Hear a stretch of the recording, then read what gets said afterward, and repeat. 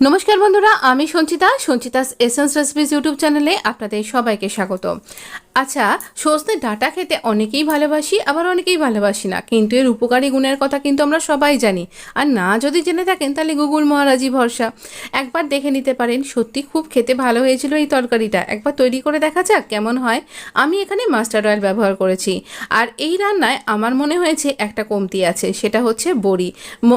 যদি কলাইয়ের ডালের বড়ি একটু আগে থেকে ভেজে নিয়ে শেষে ঝোলের মধ্যে দেওয়া যায়, দুর্দান্ত লাগবে এই রান্নাটায়। একবার তৈরি করতে পারেন এইভাবে। তাহলে রান্নাটা দেখে নিই। আমরা জিরে দিলাম, আর দিলাম একটা দারচিনির টুকরো, আর একটা শুকনো লঙ্কাকে ফাটিয়ে দিয়ে দিলাম। আর এখানে সব যে জিনিসটা এরকম নিরামিষ, এটা একদম সম্পূর্ণ নিরামিষ রান্না। এখানে এই জন্য আমি একটু হিং ব্যবহার করছি। এটা হিং বা অ্যাসোফাইটিডা, এটা আমি লিখতে ভুলে গেছি। এখানে দিয়ে দিলাম এরকম লম্বা লম্বা সরু সরু করে, যেরকম ফ্রেঞ্চ ফ্রাই খেতে আপনি ভালোবাসেন ঠিক সেই রকম করে কাটা আলুর টুকরোগুলো। আলুগুলো ফ্রেঞ্চ ফ্রাই তো করবো না, একটু ভালো করে ভেজে নেব। আলু ভাজাটা কিন্তু খুব দরকার। দেখুন, একটা ক্যাপসিকাম নিয়েছি, এর আমি অর্ধেকটা দেব। তার আগে দিয়ে দিলাম সজনে ডাঁটাগুলো। হ্যাঁ, যখনই হাতে সময় পাই, আর যদি বাড়িতে ডাঁটা এসে থাকে তাহলে আমি কেটে ভালো করে ছাড়িয়ে নিয়ে এটাকে আমি একদম জিপলক পাউচে করে স্টোর করে রেখে দিই ফ্রিজারে। আমার তাড়াতাড়ি হয়ে যায় অফিস টাইমে। তো এখানে আমি এরকমভাবে ক্যাপসিকামের টুকরোগুলো দিলাম, আধখানা ক্যাপসিকাম দিয়েছি ওই ক্যাপসিকামটার। তো এখানে আলুগুলো ভাজা হয়ে যাওয়ার পরে কিন্তু আপনি ডাঁটাটা দেবেন। একটা মাঝারি সাইজের টমেটো দিয়ে দিয়েছি, সবই কিন্তু এরকম একই রকম করে ফালি করে করে কাটা। এতে কিন্তু সুন্দর টেস্ট হয়। আর এখানে একটা মশলা, যেটা আপনি স্ক্রিনে দেখতে পাচ্ছেন, ধনে, জিরে, আদা এরকম। আর আপনি লঙ্কা বাটতে চাইলে লঙ্কাও বাটতে পারেন। এখানে আমি লঙ্কারই ব্যবহার করিনি কোনো রকমভাবে। গরমে বেশি ঝাল খেলে ভীষণ পেট জ্বালা করে, সেই জন্য আমি লঙ্কারই ব্যবহার করিনি। আপনার যদি মনে হয় আপনি লঙ্কাটা বেটে দিতে পারেন, বা গোটা লঙ্কা ফেলে দিতে পারেন, বা চিড়েও দিতে পারেন। এখানে আমি নুন দিয়ে দিলাম, আর এখানে আমি নুনের সাথে দিয়ে দিচ্ছি হলুদ গুঁড়ো। যাদের আমার মতন এরকম হালকা পাতলা রান্না খেতে, নিরামিষ রান্না খেতে পছন্দ হয়, তারা এই রান্নাটা একবার করতে পারেন। এখানে হাফ চামচেরও কম দিলাম চিনি। এতে না মিষ্টি হবে না, কিন্তু টেস্টের মধ্যে ব্যালেন্স হবে। এই সব কিছু মশলা আর এই সব কিছুর সাথে একটা ব্যালেন্স ক্রিয়েট হবে, কিন্তু সত্যি বলছি একটুও মিষ্টি হবে না।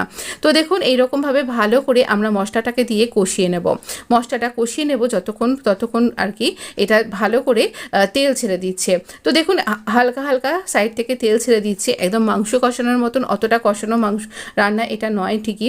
তো এরকমভাবে যখন দেখবো এরকম তেলটা বেরিয়ে আসছে, সেই সময় মিক্সির বাটি ধুয়ে আমি জল রেডি করেছি সেটা দেবো। আর তার আগে দিলাম আমি 2 চামচ ফ্যাটানো দই। এখানে এই দইটা এই রান্নার মধ্যে একটা সমস্ত রকমের ব্যালেন্স ক্রিয়েট করবে, মানে না, এবং আপনার শরীরেও কিন্তু হেলথের ক্ষেত্রে এটা ভালো লাগবে। গরমের দিনে একটু রান্নার মধ্যে দই দিলে সেই রান্নাটার স্বাদ গুণ যেমন বেড়ে যায়, তেমন সেই রান্নাটা কিন্তু শরীরকে ঠান্ডা রাখতেও কিন্তু সাহায্য করে। আর একটা ক্রিমি টেক্সচার তো অ্যাড হয়ে যায়। তবে না, আমি এখানে অনেকখানি জল দিয়েছি, কারণ এই রান্নাটা আমি ঝোল ঝোল করব। তবে আপনি যদি মনে করেন এই রান্নাটা একটু মাখো মাখো টাইপেরও করতে পারেন, সেরকমভাবেও এটা তৈরি করা যায়। তবে ওই যে বললাম, যদি বড়ি দেবো মনে করছেন, তাহলে এই সময়তে ভেজে রাখা বড়িগুলো দিয়ে দিন। আমার রান্না একদম রেডি। এখানে গরম মশলার ব্যবহার দরকার লাগবে না, তাই দিলাম না। আর এটা অসম্ভব সুন্দর খেতে হয়েছিল। আমি ভাত দিয়ে, গরম ভাত দিয়েও খেয়েছি, রাত্রিবেলা রুটি দিয়েও খেয়েছি। আপনি যদি মনে করছেন একটা গরমের দিনে হালকা পাতলা রান্না খুঁজছেন, তাহলে এই রান্নাটা অবশ্যই কিন্তু করতে পারেন। ভালো থাকবেন, সুস্থ থাকবেন। চ্যানেলটা সাবস্ক্রাইব করবার অনুরোধ করব। যদি প্রয়োজন মনে হচ্ছে, আমার এই চ্যানেলটা অনেক রকম নিরামিষ, আমিষ এবং জলখাবারের রেসিপি, মিষ্টি বিভিন্ন রকমের মিষ্টি তৈরির রেসিপিও আপনি পেয়ে যাবেন আমার চ্যানেলে। তাহলে অবশ্য করে চ্যানেলটা সাবস্ক্রাইব করে নোটিফিকেশনটা অন করতে ভুলবেন না। ভালো থাকবেন, সুস্থ থাকবেন। আপনাকে অসংখ্য ধন্যবাদ।